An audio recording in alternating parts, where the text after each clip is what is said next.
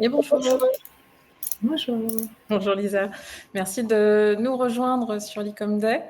Écoute, je suis vraiment ravie d'avoir l'occasion de te rencontrer, on va dire, en vrai, on s'est déjà parlé pour préparer la conférence et d'avoir l'occasion d'avoir ton feedback sur l'histoire de Jonac, sur comment tu as rejoint une entreprise familiale. Et puis, on va également parler de stratégie omnicanal, ce que tu as apporté à Jonac. Et puis, enfin, on va terminer aussi sur des sujets de vision, d'avenir, et puis des anecdotes personnelles, parce que je crois que tu en as quelques-unes à nous partager. Écoute, je veux bien qu'on commence, si ça te va, déjà par raconter un petit peu l'histoire de Jonac, parce que je pense qu'il y a beaucoup de gens qui savent pas que Jonac a été fondé par ton grand-père et appartient à la même famille depuis 1964. Et puis je veux bien également que tu nous dises un petit peu quels ont été les moments clés pour ton frère et pour toi. Oui. Donc effectivement, Genac, ça a été créé par mon grand-père en 1964. On est une famille d'origine pied-noir. Et donc, ils sont venus d'Algérie et ils ont monté ça quand ils sont arrivés en France, mon grand-père et ma grand-mère. Mon grand-père est décédé très jeune. Par conséquent, c'est mon père qui a pris la relève assez rapidement. Il a développé pendant plus de 35 ans la société, il a ouvert des magasins, etc. Et il y a 12 ans, mon frère et moi l'avons rejoint pour commencer, on va dire, donner un nouveau souffle à la société et travailler d'une façon un petit peu plus moderne. Ouais. Donc Est-ce que c'est voilà. quelque chose qui a toujours été là? Enfin, est-ce que petite, tu te disais plus tard, je serai à la tête de Jonac, ou enfin, est-ce que c'est quelque chose auquel vous avez été préparé? Enfin, est-ce que ça Alors, fait partie de l'histoire familiale en fait? oui, alors c'est une histoire familiale qu'on a dans le sang depuis tout petit. Effectivement, on a été élevé dans la chaussure, dans le business et dans la chaussure en fait. Là, il y a la passion du produit d'un côté, puis il y a la passion du business de l'autre. Donc en tout cas pour mon frère et moi, parce qu'on est 4 enfants, mais en tout cas les 2 premiers, c'était assez tracé. On a baigné là-dedans, on avait vraiment envie d'y aller depuis très tôt. Mon père nous a fait découvrir son métier, on a fait des salons assez jeunes aussi. Donc effectivement, c'était assez tracé. Alors à côté de ça, il a quand même vraiment insisté pour qu'on fasse les meilleures études possibles et les meilleures expériences avant aussi possible. Donc on n'a pas rejoint l'entreprise à partir de rien juste après nos études. C'est vrai qu'on a quand même été rouler notre bosse ailleurs avant et découvrir en fait différentes structures d'entreprise, mais notamment dans des pays étrangers. Je pense que ça nous a beaucoup apporté, que ce soit pour mon frère ou pour moi. OK.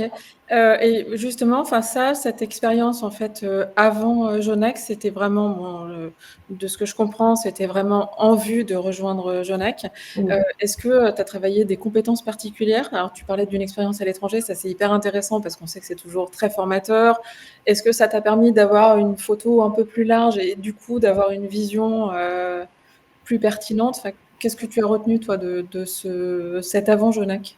Alors oui, beaucoup de choses. Alors donc stratégiquement, on voulait voir l'organisation de très grosses boîtes, donc c'est pour ça qu'on a travaillé dans des structures, justement avec, alors plutôt enfin, moi personnellement, donc j'étais dans le groupe Beaumanoir, donc retail. J'ai aussi été chez Interparfums, donc là, c'était dans la beauté, mais c'était sur des modèles, très wholesale et digital, donc c'était aussi Oui. assez intéressant. Pour avoir justement en fait tout ce qui est distribution, en fait l'exhaustivité dans ce qui existait de la distribution. Oui.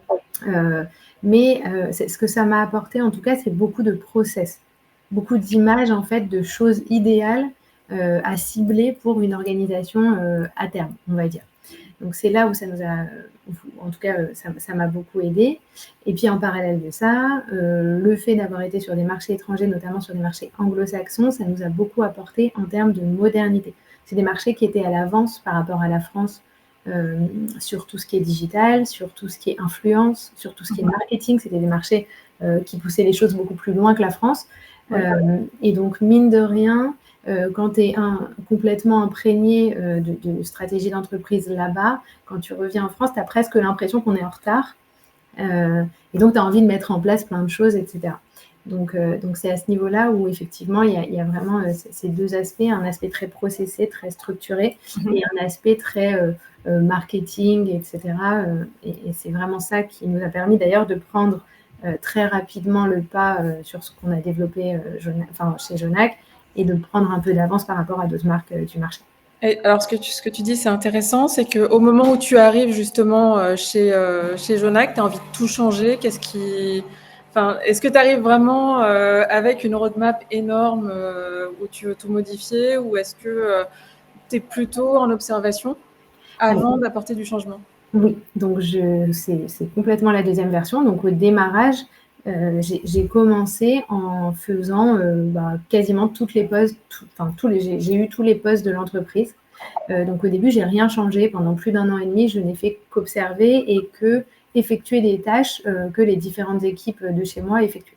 Donc j'ai été à l'entrepôt, j'ai été en magasin, j'étais vendeuse responsable en corner, en point de vente classique, j'étais au siège en chef de produit, j'ai vraiment essayé de voir un maximum de choses avant de mettre en place des choses. Et suite à ça, si tu veux, j'ai fait quasiment un audit en fait de consultante sur tout ce que je voyais pour ensuite pouvoir prendre les bonnes décisions sur quels allaient être les changements. Mais les changements, ils étaient plutôt définis. La question, c'était la priorisation de ces changements. Qu'est-ce qu'on commence par faire? D'accord. Donc ça, ce que vous commencez par faire, j'imagine que ça se décide plutôt à plusieurs. Enfin, comment ça s'est organisé justement dans la manière de gérer entre vous? Alors donc là, donc pour le coup, ça aussi, c'est un sujet qui est assez important quand tu travailles en famille. C'est être capable de définir ses forces et ses faiblesses personnelles. Oui. Et de se dire: «Alors voilà, moi je suis bon ou pas là-dedans et toi tu es bon ou pas là-dedans et ne partons pas tous les 2 pour faire la même chose.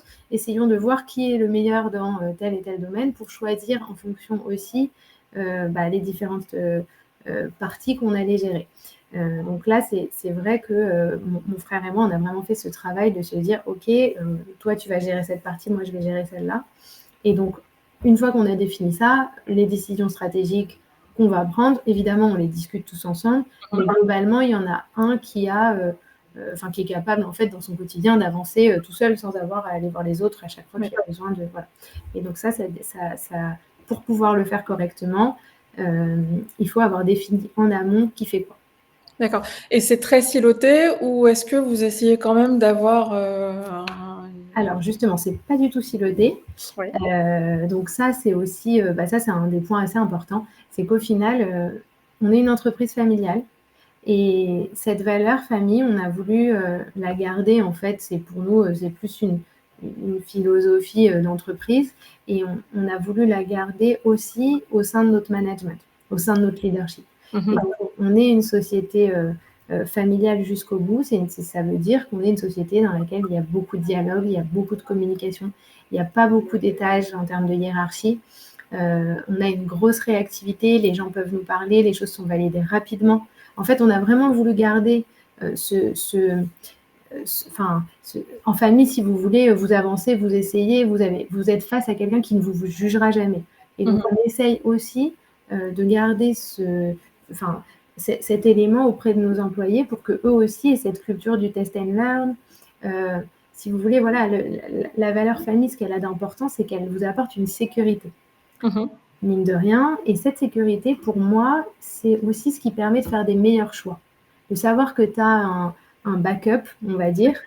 Avec ce lien familial. Voilà. Et dans le fond, tu es plus serein quand tu dois avancer.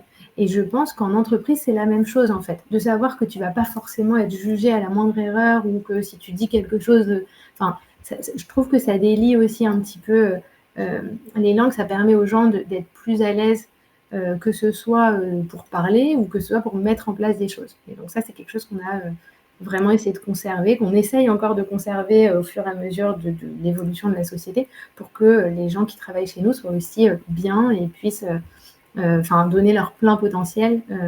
Voilà. Ouais, alors, j'imagine qu'en famille, il y a plus de liberté de parole. Enfin, moi, je le vois, mon mari travaille avec sa sœur, donc je vois bien que c'est très facile pour eux dans le travail de se parler très librement, sans filtre, etc. Mais je vois aussi que comme c'est sans filtre, parfois, il peut y avoir des clashs pour certaines personnes extérieures au sein de l'entreprise, ça peut paraître un clash, alors que ça ne l'est pas forcément. Est-ce qu'il y a ce côté-là aussi, c'est-à-dire, est-ce que comme on ne prend pas de pincettes, il peut y avoir parfois des frictions qui sont un peu plus présentes? Ou est-ce que, au contraire, l'organisation où chacun a sa responsabilité vous a vraiment, aidé à avancer relativement sereinement? Oui, enfin, chez nous, en tout cas, le fait d'avoir vraiment des parties distinctes fait que, globalement, il y a quand même très peu de friction. Alors, on est plutôt d'accord sur la stratégie, donc il y a pas de raison d'en avoir. Mais une fois de temps en temps, il peut y avoir un sujet, qui est, un petit peu entre les 2 où on n'a pas le même avis, ça arrive. Et effectivement, en général, le ton monte vite puisque voilà, comme vous dites, on est en famille, on peut dire des choses un petit peu plus librement. Mais globalement, c'est pour ça que pour moi, c'était vraiment, important de le préciser. C'est s'il y a bien un conseil à donner, c'est celui-là. C'est vraiment de définir, en fait, chacun enfin, qui fait quoi quand tu Ouais. travailles en famille. Parce Oui, que que je chacun ait son expertise et qu'on soit ouais, sur vraiment je des vois choses souvent complémentaires. des entrepreneurs qui se lancent justement en famille en se disant: «Bah, on fait un peu la même chose». Moi, mon expérience, en tout cas, ça a été que justement, le fait de ne pas faire la même chose nous a beaucoup aidés. OK. Et nous aide encore dans le quotidien. C'est Ouais. ce qui nous permet aussi d'être beaucoup plus opérationnels parce qu'en fait, si vous voulez, au final, il y a 2 têtes, de direction et donc chacun peut être beaucoup plus opérationnel auprès de son codir, enfin auprès des différents pôles qu'il va gérer, Mmh mh. que s'il y avait forcément, on n'a pas 10 pôles à gérer chacun, on en a 5 chacun, donc on peut se concentrer beaucoup plus pour, Ouais, ça permet aussi d'être plus efficace et en termes de leadership, du coup, donc chacun a son on va dire ses propres pôles. Sur la question des valeurs et de la philosophie d'entreprise, vous vous rejoignez complètement? Enfin, c'est vraiment hyper aligné, et c'est oui. quelque chose dont vous parlez? C'est, enfin, est-ce que c'est quelque chose qui est écrit? Oui, alors c'est quelque chose c'est des choses dont on parle, oui, c'est des choses qui sont écrites, oui, aussi. Après, si vous voulez, bon alors, en l'occurrence, mon frère et moi, on a 15 mois d'écart, on a quasiment été élevés comme des jumeaux. On a une famille qui est très présente encore aujourd'hui, donc ces valeurs chez nous, elles sont quand même, très, enfin, C'est naturel. naturelles, oui, Mmh. complètement. Mais après, c'est quand même important justement de les transmettre, à tout le monde dans l'entreprise. Et donc Oui. c'est là aussi où il faut, pouvoir les expliquer, dans le quotidien et cetera. Ouais, ouais, j'évoque ce sujet parce que c'est vrai que c'est des sujets qui reviennent souvent en ce moment, en lien avec les sujets de bienveillance, de bien-être, des personnes dans l'entreprise et c'est vrai que la question des valeurs, elle devient, je trouve, un peu plus centrale et elle est importante. Complètement, complètement et on le voit même dans le recrutement, en fait, hein. Les gens aujourd'hui, ils ont bien sûr, ils ont envie de trouver un travail, qui leur correspond et cetera, mais je pense que la notion de valeur aussi, elle a beaucoup plus de poids qu'elle ne pouvait avoir, auparavant. Mais c'est bien. Ouais, top. On va passer sur la partie, enfin vraiment stratégie omnicanal parce que, moi de ce que j'ai lu, bon j'ai vu que vous alliez fêter vos 60 ans cette année, que le virage digital, il avait été pris un peu plus tard, enfin en 2012, donc plutôt tard, hein, si on regarde, d'autres marques. L'e-shop a été créé en 2013. Aujourd'hui, vous avez vraiment enfin, moi j'aime beaucoup à la fois le site, la communication que vous faites en digital, je la trouve hyper intéressante. Donc on peut pas dire qu'il y ait de retard, pas du tout. Hem, Ma question, c'est est-ce qu'aujourd'hui on peut dire que le digital peut survivre sans le retail et vice versa? Enfin, quel est le positionnement que vous avez pris par rapport à ça? Alors, pour moi, non, enfin non. Non, le digital peut survivre sans le retail. C'est juste qu'en termes d'expérientiel, aujourd'hui, le retail apporte aussi au digital, des choses. Mmh. Donc, autant pour moi, le retail a beaucoup de mal à vivre sans le digital, autant le digital peut vivre sans le retail. Mais c'est juste que, il va y avoir à un moment donné un plafond de verre et si on veut maximiser l'expérience, comme c'est le cas chez nous, on a besoin des 2 aujourd'hui parce que les gens attendent les 2 en termes expérientiels, en fait. On n'a plus envie enfin, on a envie, de si tu te déplaces dans un magasin, de pouvoir être livré chez toi, si tu commandes sur internet, mais que tu as envie d'aller essayer ou, enfin, i on a besoin, en fait, de cette, les 2 sont interdépendants. Pour moi, c'est pas des réseaux, c'est vraiment, c'est c'est 2 parties d'un même commerce. Ouais. Ça, enfin, je crois que l'arrivée du digital chez Jonac, ça correspond avec le moment où tu es arrivé, où ton frère est arrivé. C'était vraiment une obsession ou enfin, Oui, comment ça alors s'est mis en place? et oui, complètement, donc c'était une obsession, pour moi, pour mon frère aussi. En fait, notre obsession à mon frère comme à moi, c'est, l'image, la marque. En fait, on pense que, si vous voulez, en tout cas pour nous, après attention, hein, tout produit n'est pas, voilà, mais pour nous, il y avait un sujet image. En fait, ce qui pêchait pour beaucoup de concurrents, c'était ce manque d'image. Et donc, qui dit image de marque, dit expérience client. À un moment donné, aujourd'hui, ce qui importe, c'est que les gens, quand ils ont une expérience avec toi, que ce soit une expérience shopping ou que ce soit même une expérience via l'influence, si vous voulez, ou via les réseaux sociaux, ils doivent en ressortir avec du positif pour avoir envie demain d'aller plus loin. Et donc, une fois qu'on a dit ça, les comportements ont changé avec l'arrivée d'Internet. Et donc, c'était important pour nous d'avoir cet angle global en se disant, voilà, on a Internet qui existe, on a des magasins. C'est hors de question que tu trouves des choses en magasin que tu ne trouves pas sur Internet, que tu trouves des choses sur Internet que tu ne trouves pas en magasin, que tu aies une carte cadeau qui soit utilisable à droite mais pas à gauche. En fait, toutes ces choses-là, pour nous, en termes d'expérience, c'est des frictions, en fait. Si tu proposes un service quelque part, il faut que ce soit le même ailleurs. Oui. Voilà. Les marques qui te disent, aujourd'hui, il y a encore des marques, si vous voulez. Donc, sur Internet, évidemment, on est obligé de rembourser un retour normalement. Et puis, si vous voulez, à côté de ça, vous avez encore des marques où vous allez en magasin et on vous dit, non, comme ces magasins, comme ça a été acheté en magasin, tu ne peux pas être remboursé. Ça, typiquement, pour moi, ça fait typiquement partie des choses qui me choquent au plus haut point. C'est pas possible, si vous voulez vous en garder. Et le pire, c'est que vous en gardez une mauvaise expérience qui est difficilement rattrapable derrière. Donc voilà, donc ça, ça reste aujourd'hui encore une idée fixe chez moi. L'expérience client avant tout. Donc, faisons en sorte, au fur et à mesure des évolutions de marché, de tout ce qui est créé, tout ce qui est créé au fur et à mesure du temps, d'adapter notre modèle pour qu'à chaque fois, pour la cliente en tout cas, on maximise en fait tout ce qu'on peut lui offrir en termes de services. Et ça passe évidemment par beaucoup d'omnicanal. Oui. Sur le sujet du retail, moi je trouve qu'il y a quelque chose d'intéressant, c'est qu'on voit toutes les DNVB, que ce soit Cézanne, Oh My Cream, Stella et Suzy, qui se mettent à ouvrir des points de vente. Je sais pas quel est ton avis là-dessus. Enfin, est-ce que tu penses que, alors je sais pas si vous continuez à développer votre réseau retail. Enfin, je sais pas quelle est l'ambition de Genac en termes de réseau retail, mais est-ce que tu penses que c'est vraiment finalement peut-être moins coûteux en termes de développement d'ouvrir un réseau en retail, ou est-ce que c'est vraiment pour toi une logique d'omnicanalité où on est purement dans l'image et dans la stratégie de la relation avec le client? Donc pour moi, effectivement, ça semble un développement logique. Toutes ces marques, plus elles grossissent et plus effectivement le fait d'avoir le relais social du point de vente devient important, notamment parce qu'en plus, il y en a beaucoup qui sont dans des domaines où, si vous voulez, vous avez du sensoriel, dès qu'il y a de la beauté, dès qu'il y a de la crème, tout ça, c'est voilà. Et puis même dans le vêtement, en fait, on a envie du déplacement aussi, sans savoir ce que tu veux, et parce que quand tu vas voir la pièce, tu vas avoir envie de la prendre.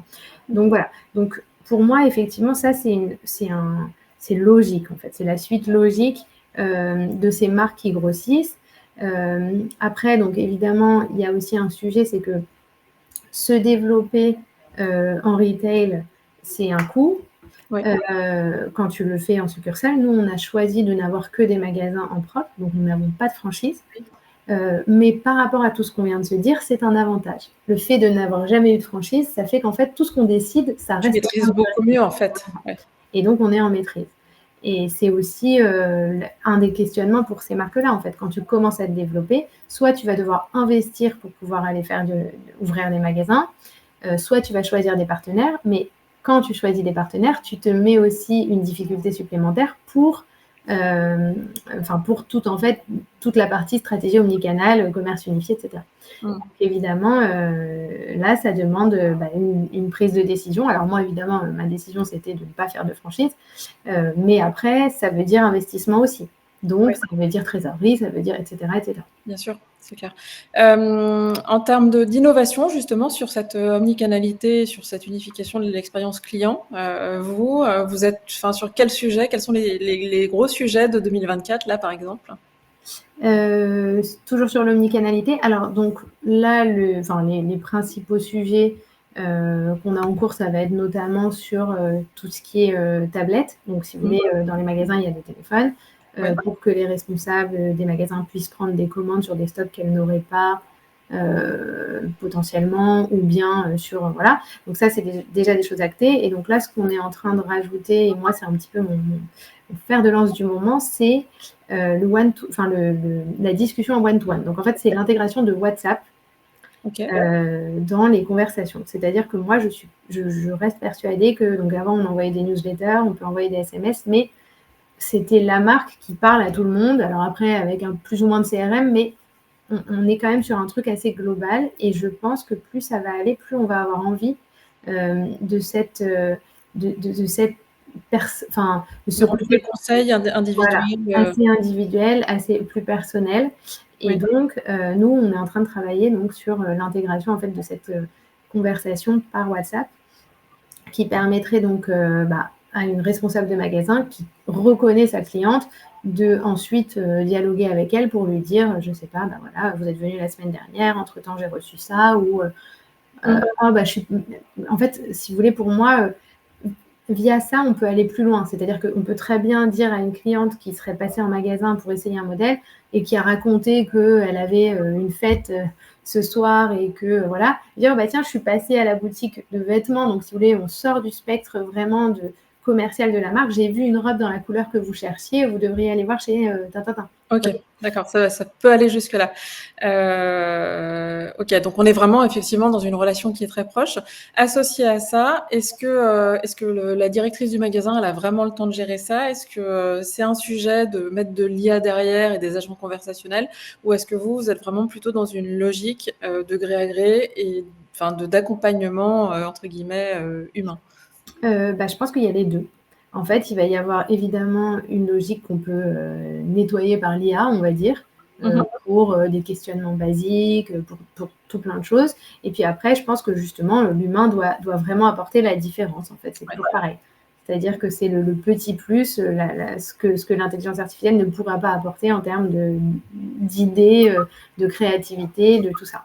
Donc voilà. Mais par contre, évidemment, c'est aussi parce qu'il y a de l'IA que quelque chose qui serait ingérable, si vous voulez aller dialoguer avec 200 000 personnes, ce ne serait pas du tout quelque chose de faisable. Ça le devient parce qu'en fait, il va y avoir probablement X% de la base sur laquelle tu peux dialoguer assez facilement. Et puis en parallèle, avec l'intelligence artificielle, et puis en parallèle, tu vas faire du hyper personnalisé pour ajouter ta petite touche sur une autre partie. Ok. Très clair. En termes de vision et d'avenir pour Jonac, où est-ce que tu te vois et où vois-tu la marque, je ne sais pas, dans 5 ans, 10 ans? Est-ce que toi, tu es vraiment toujours dans cette logique familiale où tu te dis mes enfants vont reprendre la boîte? Est-ce que... C'est une bonne question. Alors, les enfants sont encore petits, mais oui, je pense que déjà, pour moi, la vision, elle est à plusieurs niveaux. Elle est déjà sur un gros challenge à l'international parce qu'aujourd'hui, on est une marque forte en France. On commence à être une marque forte en Europe. Mais pour l'instant, on est encore très peu sorti de l'Europe. Donc, on a quand même un gros challenge par rapport à ça. Et pour moi, dans la vision de Jonac à l'avenir, ça va être là-dessus aussi qu'il va falloir se différencier des autres marques. On a aussi quand même un vrai sujet au niveau de toutes les problématiques en fait RSE, parce que la chaussure est quand même un produit qui est très difficile, qu'il est impossible de recycler concrètement. Donc on a quand même aussi tout plein de nouvelles problématiques par rapport à la durabilité des produits, par rapport à tout ça. Et à mon avis, dans la vision qu'on doit avoir, il faut aussi tenir compte de ça. Parce qu'on ne sait pas vers où on va. On est sur un produit qui est quand même particulièrement compliqué à gérer sur ces problématiques. On sait que ce n'est pas bien de faire de la seconde main dans la chaussure, c'est déconseillé médicalement.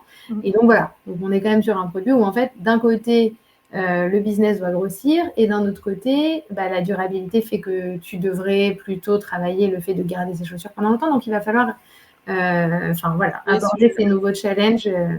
Voilà. Ok. C'est cool. Ouais, c'est plutôt sympa. Mais c'est vrai que je m'étais jamais posé la question du recyclage des chaussures. Enfin, comment on traite à la fois le déchet chaussures et la question de la durabilité. Mais c'est vrai qu'il y a des vrais sujets et surtout comment tu le fais sans pour autant impacter énormément ton prix de revente. Parce que j'imagine que tu as une problématique, c'est qu'à la fois il faut que tes produits. Enfin, j'ai vu sur ton LinkedIn qu'il y a une forte attention aux produits et c'est normal. Hein, c'est ce que vous vendez et c'est ce que les gens vont aussi garder pendant un moment. Donc tu vas investir dans ton produit, mais tu as quand même une logique où il faut que ce produit soit à un prix acceptable, surtout aujourd'hui. Donc comment tu fais pour à la fois évoluer vers quelque chose de plus durable et en même temps garder un repeat business qui soit suffisant, avoir un attrait pour ta marque qui soit suffisant aussi. Enfin, tout ça, c'est hyper compliqué. C'est des sujets sur lesquels tu es toi, c'est des sujets que vous gérez en famille. Comment ça se... C'est des sujets qu'on travaille, je suis dessus plus particulièrement, mais après on en parle évidemment tous ensemble. Et puis il y a aussi, on a une responsable de la RSE qui est aussi force de proposition sur toutes ces problématiques-là. Voilà. Ok, très clair. Écoute, moi j'ai encore des petites questions. Je t'avais demandé si tu pouvais me raconter une ou deux anecdotes personnelles liées à ton histoire ou un moment marquant de ton parcours avec Jonac. Est-ce qu'il y a des choses qui t'ont vraiment particulièrement, que tu as vraiment particulièrement en tête? Est-ce que j'ai des choses que j'ai particulièrement en tête? Alors, après, forcément, si vous voulez, je pense qu'il y a quand même une partie qui n'est pas une partie parcours, mais qui est une partie, on va dire, plutôt énergie par rapport à la croissance de la marque. C'est-à-dire que moi, quand j'ai commencé, si vous voulez, dans un magasin, par exemple, on faisait 10 000 € sur une journée, c'était super en fait. Et je me rappelle encore de fêter ça la première fois qu'on a fait 10 000 € sur une journée. Enfin, c'était vraiment quelque chose d'assez magique. Et j'étais petite, si vous voulez. C'était quand mon père rentrait et que voilà. Et donc ça, c'était... Alors, à l'époque, on ne parlait même pas en sous, hein, on parle en nombre de paires vendues. Mais voilà, ça, c'était à l'époque. Et donc, si vous voulez, c'est vrai que pour moi, pour mon frère et pour mon père aussi, la deuxième partie, c'est-à-dire quand le digital a commencé à vraiment s'envoler et qu'on a fait alors, la première journée à 100 000 € sur le site et puis après, la première journée à 1 million d'euros sur le site, où là, tu te dis, j'ai quand même fait sur une journée ce qu'un magasin fait sur une année, enfin un bon magasin fait sur une année. Donc ça, c'est plus en termes d'énergie où je pense que tu te rends vraiment compte que, sky is the limit, quoi.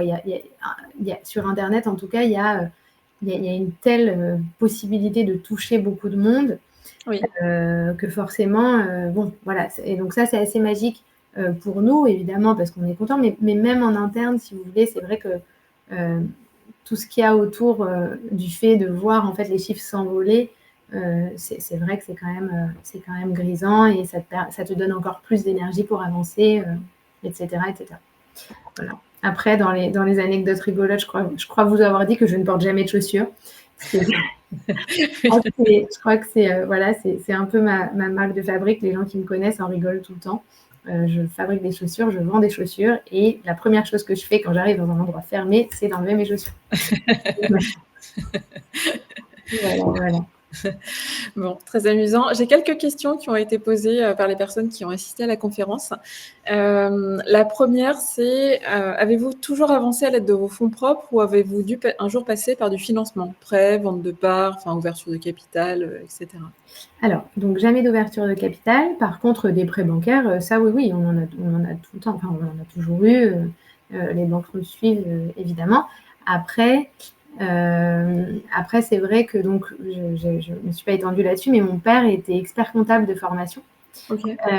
C'est ce qui a permis de faire une société très saine très rapidement, même au sein de tous les projets qu'on a mis en place. Moi, quand j'ai créé le site internet, à partir de rien, la seule règle, c'était de créer un site internet rentable. En général, tu ne fais pas tellement ça. Tu crées d'abord un site internet avec du monde et puis après, tu le rends rentable stratégiquement. Alors que nous, vraiment, c'était tout le contraire. On a créé un site et l'idée, c'était vraiment à chaque fois de se dire, OK, en fait, l'idée, c'est vraiment de faire du chiffre, mais surtout d'avoir de la rentabilité. D'ailleurs, ça, c'est je pense, des points qui nous différencient aussi de beaucoup de marques. Comme on est détenu 100% en fonds propres par la famille, si vous voulez, on a évidemment en tête la croissance comme tout le monde, mais on n'est pas drivé par la croissance. On est beaucoup plus drivé par la rentabilité. Ce qui s'oppose plutôt pas mal à toutes les stratégies de start-up aujourd'hui, etc. C'est que pour nous, concrètement, en fait, si on faisait le même chiffre cette année que l'année prochaine, dans le fond, ce serait pas très grave. Si les charges n'augmentent pas, ce serait pas grave, en fait. OK. Donc du coup, la priorisation des dépenses, elle se fait pas forcément en fonction d'un objectif de croissance, mais vraiment en fonction de cet objectif de enfin d'équilibre, Oui. de rentabilité. Exactement. OK, très clair. J'ai une autre question sur les leviers marketing. Je pense que le 1 million d'euros sur une journée sur la boutique en ligne a fait un peu réagir. Quels sont les leviers marketing sur lesquels Jonac investira le plus en 2024? Donc, là, il y en a beaucoup. Donc, vous répondre, les leviers marketing. Enfin, là, je réinvente pas la roue au niveau de tout ce qui est, en tout cas, marketing digital. Donc là, on a de la strat un peu comme tout le monde, du Facebook, du Meta. Enfin, on teste des choses, etc. Alors là, on a TikTok quand même sur lequel on pousse les curseurs beaucoup plus qu'avant. OK. Voilà. Et après, en marketing donc offline, on va aussi avoir, on va avoir donc la partie dont je vous parlais sur de la feed via WhatsApp, parce que c'est quand même un coût additionnel bien plus important que d'envoyer de la newsletter. Voilà. Et puis après, c'est des leviers plus globaux sans rien dévoiler de ce qui est prévu cette année, parce que c'est les 60 ans de la marque.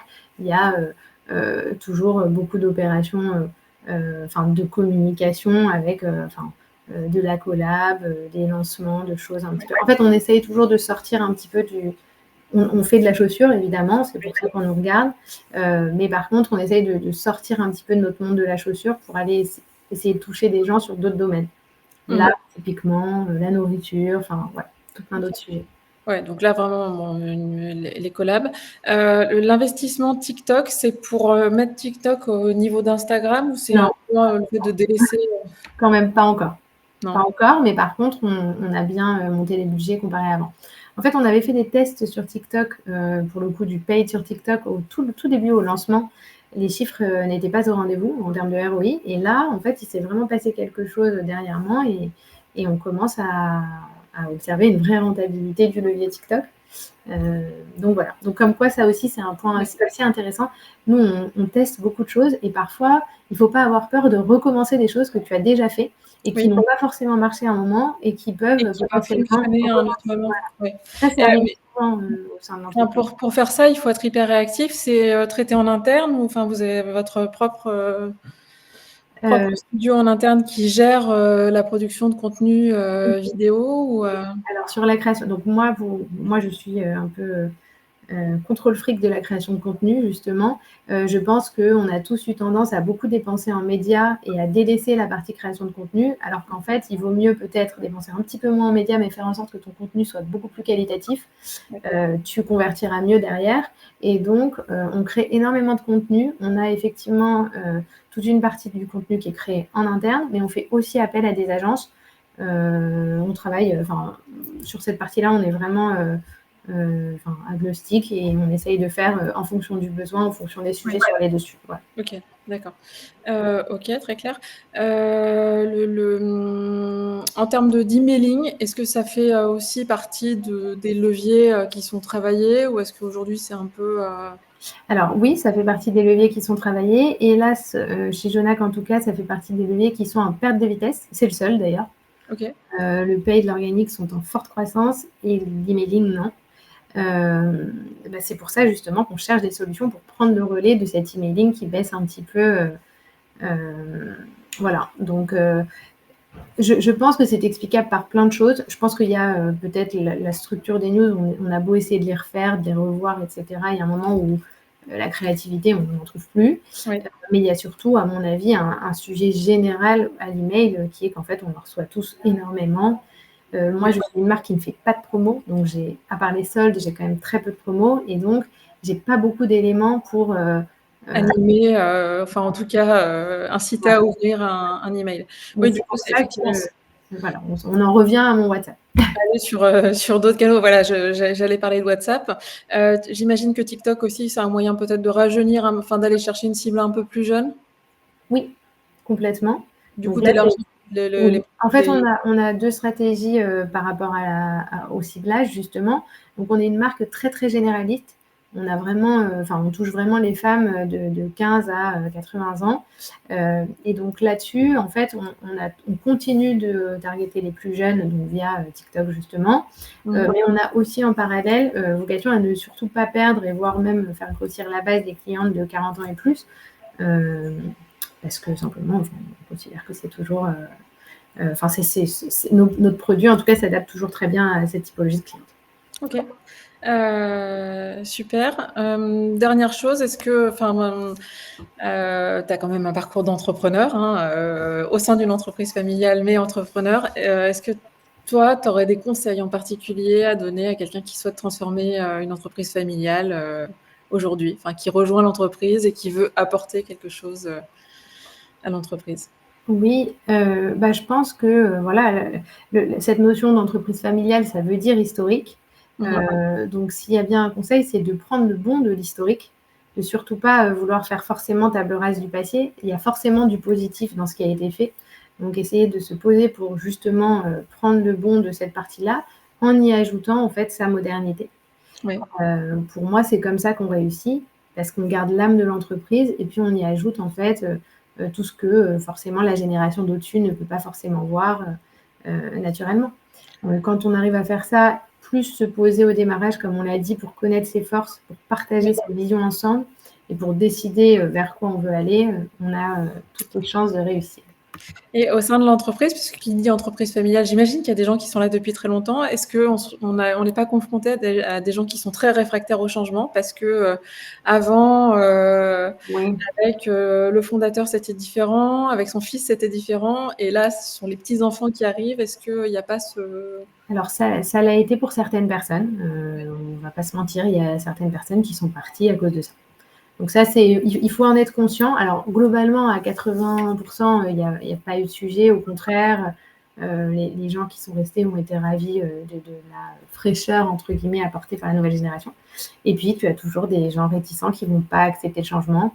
Et donc forcément, là, c'est des gens dont à un moment donné, il faut s'en séparer parce qu'en fait, ils sont détracteurs au sein même de ton entreprise. Et voilà. Et donc là, c'est des choix, c'est jamais facile. Mais Oui, voilà, mais ça peut bien se passer aussi. j'imagine, mais c'est la vie d'entrepreneur est faite de choix difficiles aussi, donc je comprends parfaitement.